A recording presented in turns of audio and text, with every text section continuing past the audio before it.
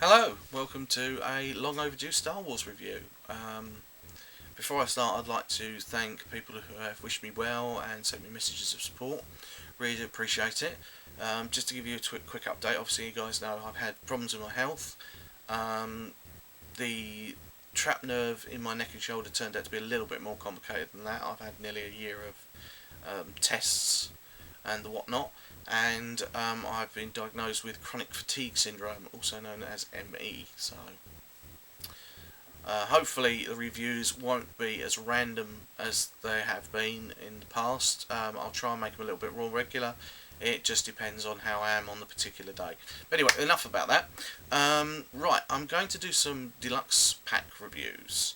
Now, this is from the wave that included the Tactical Droid and Tank, the Obi-Wan and Bark Speeder, Boyle and ATRT, and of course the clone with the Freako. Now, unfortunately, I was hoping to do the Boyle with ATRT, but I can't seem to find the packaging, so when I do him, it will just be an addendum to one of the others. But I'm going to kick off with the Tactical Droid and Scout Tank. So the first thing I'm going to do is, here's the packaging. I don't know how well you can see this. This is Shadows of the Dark Side packaging. Sit back a little bit. That's it. With obviously Rex on the front. It's not a bad pack, not the best pack.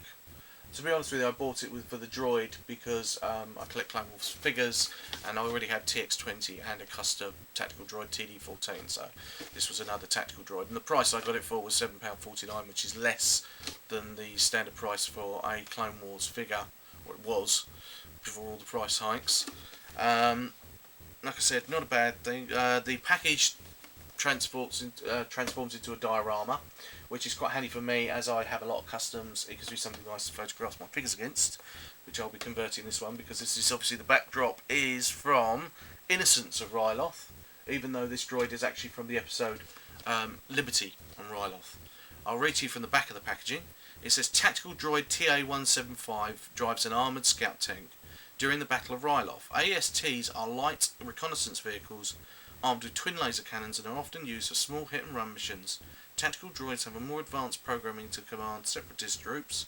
Each one has a unique paint scheme so that no two units are identical. Like all tactical droids, TA-175 is impatient and demanding as he pilots a single operator AST to assess the battle. Now, we know that TA-175 did not use one of these. This is following Kenner's old maxim with the mini-rigs, where they were just either off-screen or in the background and you didn't actually see them, which was great. You know, gave you a much greater scope for small scale vehicles, which we hope Hasbro will continue to develop as a line. We've had obviously the ATRT from previous waves, the Bark Speeder, sorry, not the Bark Speeder, the clone Freako Speeders.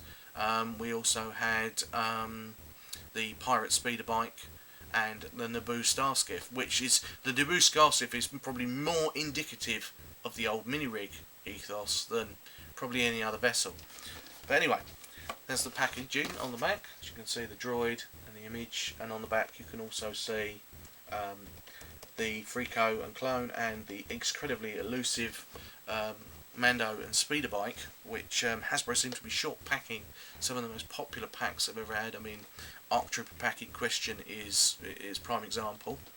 Comes with the obligatory battle card for the Galactic Battle game. There we go. He's actually identified as TA-175 as opposed to just putting Tactical Droid.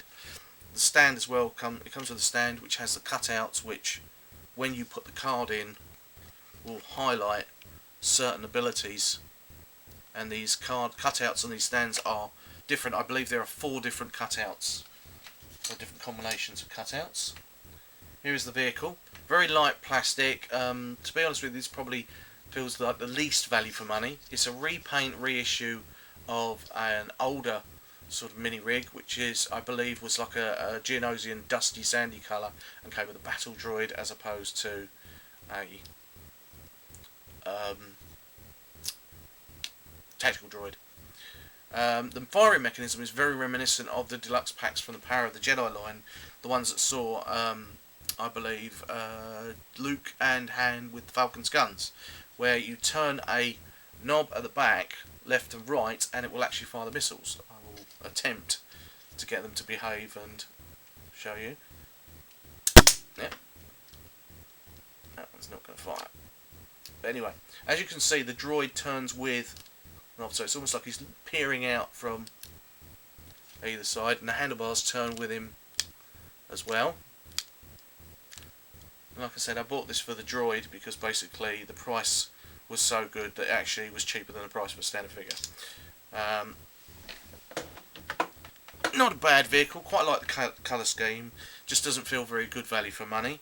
The tactical droid is basically a repaint of the 2009-2010 TX20. In fact, he's more of a reverse colour scheme to TX20. Articulation wise, he has a ball socket head, a ball socket shoulders, swivel elbows, swivel wrists, swivel waist, ball socket hips, no articulation in these, and a ball socket feet. Very much like what you find on Yoda, sort of foot arrangement. But obviously he has no knees, which is mildly annoying. Mould lines and everything are quite good, colour scheme's quite good. The only problem I found is these forearms are so flimsy that a lot of them are warping in the packaging, and also his left leg is slightly shorter than his right, which is not a problem you find with TX20, which is a tad annoying. Apart from that, not a bad figure, an okay vehicle, but like I said, the price I got it for, it was worth getting just for the tactical droid. Anyway, I hope you enjoyed that review. Now, before I scoot, as it were, I would like to show you a book I bought, which is fantastic. If you're a big fan of the Clone Wars, or if you're just a Star Wars fan of the Clone Wars, this book is well worth it, especially if you're a customiser. It is the Clone Wars Character Encyclopedia. Now, the retail price on this is £9.99. I picked it up for £7.60 with free shipping on eBay as a standard buy now price. Absolutely fantastic book. Absolutely fantastic. The pictures on it are phenomenal. It's got so many illustrations, 200 plus characters.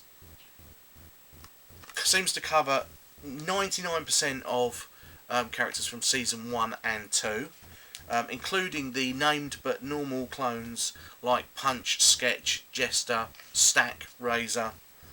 You know, you've got Cham Syndulla, Cad Bane. You even have clone flight crew. I don't know how well you guys can see this. And clone gunner.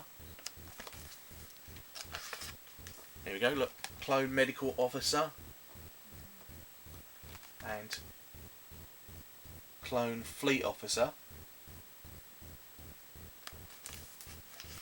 And then you have Garnacht, Geonosian. Like I said, 200 plus characters, including new figures that are coming up. You've got Plunk Droid in here, Rochuchi, Reese, Shahan Alama, Zillo Beast, Zero the Hutt, Yularen. The new covers a new Clone Commander Wolf. Absolutely fantastic book. Highly recommended.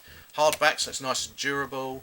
Well printed. Lots of information. Some fantastic images. So if you get a chance to pick this up, do so. It's a fantastic book. Anyway, I hope you enjoyed the review. Hope to see you soon. Until next time, take care.